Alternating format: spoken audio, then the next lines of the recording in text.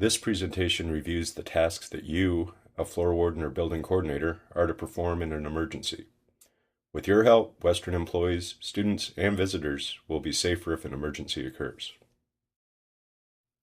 First and foremost, it is important to remember that as a volunteer, you should not place yourself in danger trying to assist others. If you have not recently watched Western's emergency preparedness video, then please do so right after you finish this presentation. Let's begin by looking at reasons why a building may need to be evacuated and an overview of the evacuation process. Then we'll look at specific responsibilities for floor wardens and building coordinators in evacuating a building. Some reasons a building may need to be evacuated include a fire, chemical spill, toxic or explosive gases, violent behavior, or a bomb threat. You should be familiar with your building or department assembly point. That's an area that everyone in your building gathers after they leave the immediate area of potential danger. A list of building or department assembly points is available on Western's Environmental Health and Safety website under Emergency Preparedness. Please locate these locations right after you finish this presentation. Also be familiar with any special hazards in your area or on your floor that could affect evacuation. Be aware that persons with disabilities may need special accommodations for evacuating. You should be familiar with any equipment that can assist persons with a disability, such as the EvacuTrack. After this presentation, find out what special hazards and equipment are in your area or on your floor. Fire alarm pull stations are located near most building exit doors. In an emergency, you can activate them by pulling on the small tab in the center of the pull station. This will break the glass rod and begin sounding the alarm signal to evacuate. All building fire alarm systems are designed to notify people they must evacuate. Most have tone, visual, and voice message capabilities for evacuation instructions, but others only have alarms. There has been an emergency reported in the building. Leave the building immediately using marked stairways and exits. Review your department's emergency plan for additional information about how to evacuate your area or floor. If you need a copy, contact Environmental Health and Safety or your department's emergency coordinator. Should an emergency occur at Western, floor warden volunteers help ensure safe building evacuation and communication of emergency information to the people evacuating the building.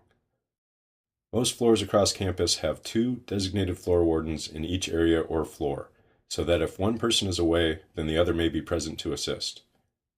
During an evacuation, floor wardens should keep track of information about persons injured, known missing persons, and persons remaining in the building. Each building also has one person who is the designated building coordinator. The building coordinator collects information from floor wardens once outside the building. The building coordinator asks the floor wardens for information on persons injured, known missing persons, and persons remaining in the building. Let's look at the responsibilities and tasks of floor wardens.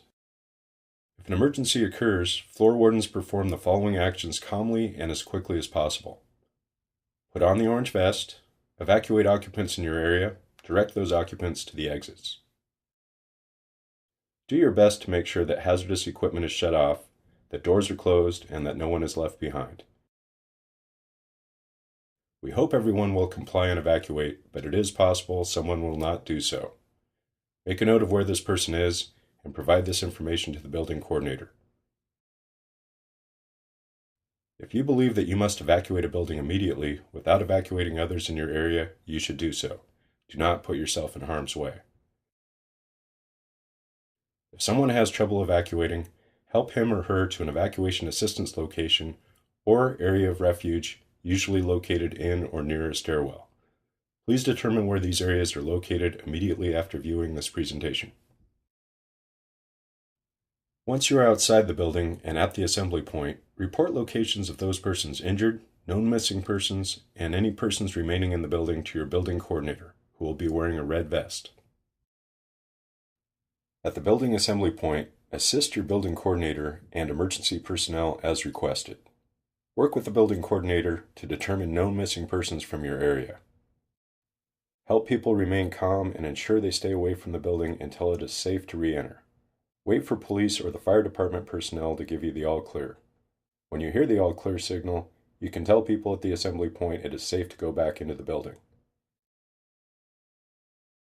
In most academic and administrative buildings, responders may silence the fire alarm as they are investigating the situation. This is not an all-clear signal to re-enter. Do not tell people to re-enter the building until you have received notice from police or the fire department that it is safe to go back into the building. Now let's look at the responsibilities and tasks of building coordinators. If an emergency occurs, building coordinators perform the following actions calmly and as quickly as possible. Put on the red vest. Carry a notepad and pen and your building plan. Exit the building. Once outside, go to your building or department assembly point and be in a location that is easily visible to floor wardens. Talk to the floor wardens when they exit the building. Write down information on persons injured, known missing persons, and persons remaining in the building. When first responders arrive on the scene, such as the university police or the fire department, actively seek them out and tell them the information you gathered from the floor wardens. If a major disaster impacts the entire campus, such as an earthquake, direct everyone to one of 3 major disaster assembly areas.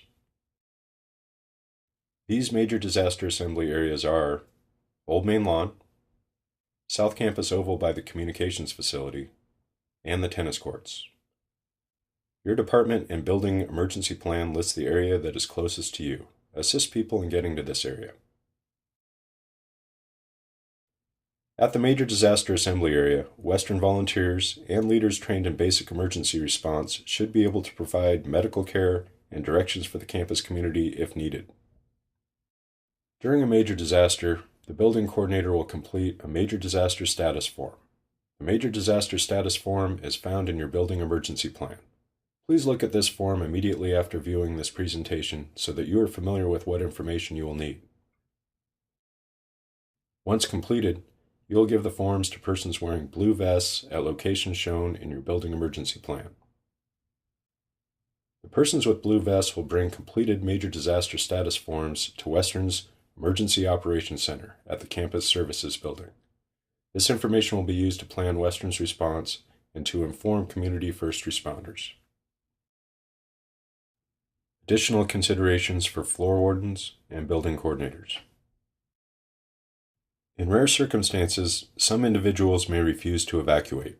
When you ask the person to evacuate, be assertive and positive, but do not argue or confront. When evacuating a building, if the stairway is full of smoke, go to another stairway. If there is smoke in the hall, stay low, cover your mouth with a damp cloth or handkerchief. Visualize where the exits are, stay close to and use the wall as a guide so you know where you are. Washington State has a Good Samaritan law that protects volunteer providers of emergency or medical services. The law applies to volunteers who render emergency care or transport an injured person for treatment. Volunteers are not liable for civil damages other than gross negligence or willful misconduct. We sincerely thank you for being a floor warden or building coordinator for Western. We hope that this information has been useful. If you have specific questions or would like more information, please contact Environmental Health and Safety.